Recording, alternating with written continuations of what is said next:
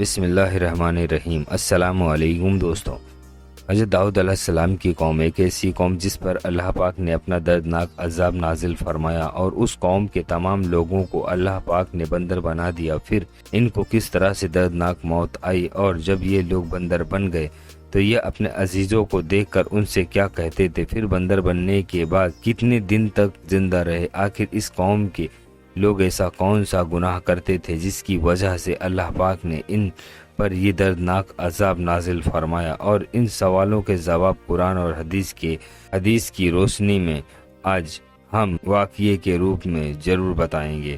لہٰذا آپ سے گزارش ہے کہ اس واقعے کو پورا آخر تک سنیں اور پڑھیں، خوب شیئر کریں تاکہ ہر مسلمان بھائی بہن ہمارے اسلام کے بارے میں جان سکے۔ تو چلیے سنتے ہیں۔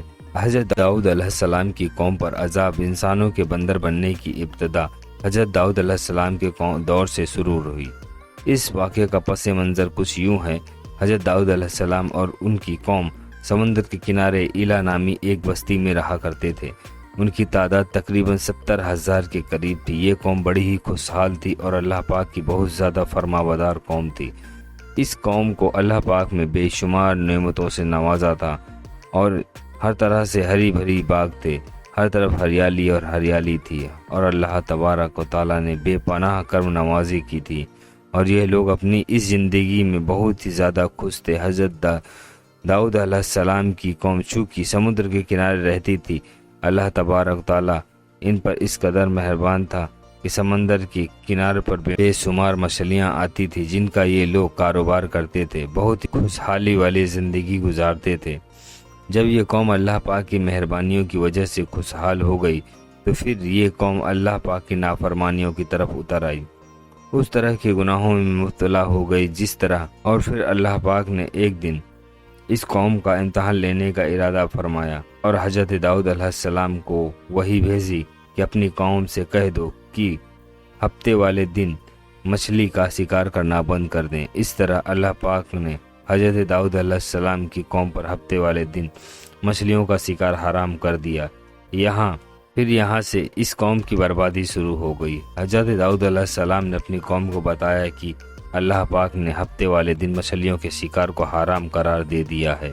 وہ لوگ بہت پریشان ہو گئے اور اپنی ساری قوم سر جوڑ کر بیٹھ گئی، تاکہ ہفتے والے دن ہی تو وہ دن تھا جس میں مچھلیاں بہت ہی زیادہ تعداد میں آتی تھی اور خود بخود کنارے پر آ جاتی تھیں، اور باقی دنوں میں مچھلیاں بہت کم، یعنی نہ کے برابر ہی مچھلیاں پکڑی جاتی تھیں۔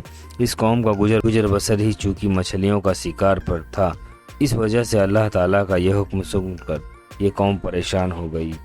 یہ لوگ اس بات سے بے خبر تھے کہ یہ صرف اللہ تعالیٰ کی طرف سے امتحان اور ان کی آزمائش ہے۔ پھر شیطان نے ایک دن ان کے دلوں میں وسوسہ ڈالا کہ سمندر میں نالیاں نکال کر خشکی میں بڑے بڑے حوض بنا لیے جائیں۔ جب ہفتے والے دن مچھلیاں آئیں گی تو ان نالیوں میں سے ہوتے ہوئے بڑے بڑے حوضوں میں آ جائیں گی۔ اس طرح ان نالیوں کا منہ بند کر دیا جائے گا، اور پھر اگلے دن یعنی اتوار والے دن ان کو پکڑ لیا جائے گا۔ شیطان نے اس قوم کے لوگوں کو برگلایا کہ اس طرح ہم ہفتے والے دن بھی شکار سے بچ جائیں گے اور مچھلیاں بھی ہمارے ہاتھ آ جائیں گی۔ بہت سے لوگوں کو یہ وسوسہ اچھا لگا اور انہوں نے ایسا ہی کرنا شروع کر دیا، اور انہوں نے سمندر سے چھوٹے چھوٹے نالیاں نکال کر شروع کر دیں، جس کے ذریعے زیادہ مقدار مچھلیاں ان حوضوں میں آنا شروع ہو گئی۔ اس قوم کے بدبخت لوگوں کو شیطان کا ہیلا بہانا بہت پسند آیا، لیکن اس قوم کے لوگوں نے یہ نہ سوچا کہ جب مچھلیاں سمندر سے آ کے ان حوضوں میں قید ہو جائیں گی تو وہ مچھلیوں کا شکار ہی تو ہو گیا، اس لیے یہ شکار بھی ہفتے والے دن ہی قرار پایا گیا جو اللہ پاک نے حرام قرار دیا تھا۔ اس موقع پر یہودیوں کے 3 گروہ ہو گئے۔ کچھ ایسے بھی تھے جو شکار کے اس ہیلا بہانہ سے منع کرتے تھے اور ناراض ہو کر شکار سے باز رہے۔ کچھ لوگ اس بات کو دل ہی دل میں جان کر خاموش رہے اور انہوں نے شکار نہیں کیا، لیکن دوسروں کو بھی منع نہیں کیا، اور نصیحت کرنے والوں کو کہتے تھے کہ تم لوگ ایک ایسی قوم کو نصیحت کر رہے ہو جنہیں اللہ تبارک و تعالیٰ نے عن قریب ہلاک کرنے والا ہے اور ان پر اپنا دردناک عذاب نازل فرمانے والا ہے۔ اس قوم کے کچھ لوگ ایسے بھی تھے جو سرکش اور نافرمان تھے، جنہوں نے اللہ تعالیٰ کے حکم کے اعلانیہ مخالفت کی، شیطان کی ہیلے بازی کو مان کر ہفتے والے دن بھی شکار کرنے لگے۔ یہ لوگ اللہ پاک کے حکم کی کھلا مخالفت کرتے اور ہفتے والے دن مچھلیوں کا شکار کر کے ان کو کھایا کرتے، ان کو بیچا کرتے۔ دوستو، حضرت داؤد علیہ السلام کی قوم کے تقریباً 1200 ایسے نافرمان لوگ تھے جو منع کرنے کے باوجود بھی ہفتے کے دن ان نالیوں کے ذریعے شکار کیا کرتے تھے۔ حضرت داؤد علیہ السلام نے ان 1200 لوگوں کو اللہ تبارک و تعالیٰ کے دردناک عذاب سے ڈرایا۔ آپ نے ان سے کہا کہ اللہ پاک کی اس نافرمانی سے باز آ جائیں، لیکن وہ لوگ باز نہ آئے، عام شکار کرنے لگے۔ چنانچہ وہ لوگ اس بات کو پورا جانتے تھے کہ ان لوگوں کو اپنے ان نافرمان لوگوں نے اپنے اور ان نافرمانوں کے درمیان ایک دیوار کھڑا کر دی۔ 1200 نافرمان لوگ رہتے تھے، دوسری طرف وہ لوگ جو شکار سے باز رہے۔ حضرت داؤد علیہ السلام نے اپنی اس قوم کے نافرمانوں کو بار بار سمجھایا، لیکن یہ لوگ اپنی نافرمانیوں سے باز نہ آئے اور اسی طرح اللہ تبارک و تعالیٰ نے حکم کی نافرمانی کرتے رہے۔ پھر ایک دن حضرت داؤد علیہ السلام نے غصے میں عقل شکار کرنے والوں پر لعنت فرما دی۔ اس کا اثر یہ ہوا کہ ایک دن خطا کاروں میں سے کوئی بھی اپنے گھر سے باہر نہ نکلا۔ یہ منظر دیکھ کر کچھ لوگ ان کی دیواروں پر چڑھ گئے تاکہ معلوم ہو سکے کہ وہ لوگ کس حال میں ہیں۔ جب ان لوگوں کو ان نافرمانوں کو دیکھا تو سب کے سب بندروں کی شکل میں بدل چکے تھے۔ اللہ پاک نے ان لوگوں کو ان کی نافرمانیوں کی وجہ سے اس دردناک عذاب نازل فرمایا۔ یہ دردناک عذاب نازل فرمانے کے بعد اللہ تبارک و تعالیٰ نے پھر ان لوگوں کو بندر کی شکل میں بنا دیا۔ جب لوگ ان مجرموں کو گھر کے دروازے کھول کر اندر داخل ہوئے تو وہ لوگ اپنے رشتہ داروں کو پہچانتے تھے، ان کے پاس ان کے کپڑوں کو سونگھتے تھے اور جار و قطار روتے تھے، لیکن وہ کچھ بول نہیں سکتے تھے۔ اللہ تبارک و تعالیٰ کے ان نافرمان بندر بن جانوں والوں کی تعداد تقریباً 12,000 ہو گئی تھی۔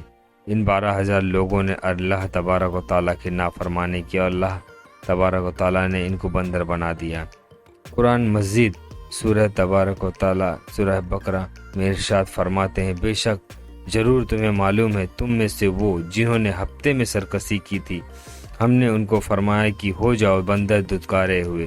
اس طرح حضرت داؤد علیہ السلام کی قوم کے 12,000 نافرمان لوگ بندر بن گئے۔ یہ لوگ 3 دن تک زندہ رہے۔ دوران یہ نہ کچھ کھا سکتے تھے نہ کچھ پی سکتے تھے، یوں ہی بھوکے پیاسے سب کے سب ہلاک ہو گئے اور 3 دن کے اندر سب کے سب مارے گئے۔ اور وہ لوگ جو ان نافرمانوں کو اللہ تبارک و تعالیٰ کی نافرمانی سے منع کرتے تھے، اللہ تبارک و تعالیٰ نے ان کو اس عذاب سے سلامت رکھا۔ وہ لوگ جو اس شکار کو برا جان کر خاموش رہتے تھے، اللہ تبارک و تعالیٰ نے ان کو بھی اس عذاب سے محفوظ رکھا۔ روایت میں آتا ہے کہ حضرت عبداللہ بن مسعود رضی اللہ تعالیٰ عنہ سے روایت ہے کہ نبی کریم صلی اللہ علیہ وسلم نے کسی نے سوال کیا، آج کے بندر حضرت داؤد علیہ السلام کی قوم سے ہیں؟ تو حضور پاک نبی کریم صلی اللہ علیہ وسلم نے فرمایا، تبارک و تعالیٰ جس قوم پر عذاب نازل کرتا ہے یا کی شکلوں کو بگاڑ دیتا ہے، یا تو صرف انہی پر ہوتا ہے جن پر وہ عذاب نازل ہوتا ہے، اس کے بعد اللہ تبارک و تعالیٰ ان لوگوں کو ہلاک و برباد کر دیتا ہے کہ آگے نسلیں نہیں بڑھتی ہیں۔ حضرت داؤد علیہ السلام کی قوم کے وہ لوگ صرف 3 دن تک زندہ رہے، پھر سب کے سب ہلاک ہو گئے۔ اللہ تبارک و تعالیٰ نے اس قوم کے نافرمانوں کو صفائے ہستی سے مٹا دیا۔ دینی باتوں کو سننے اور جاننے کے لیے میرے چینل کو سبسکرائب اور ویڈیوز کو لائک کرنا نہ بھولیں۔ ملتے ہیں اگلے ویڈیو میں۔ اللہ حافظ۔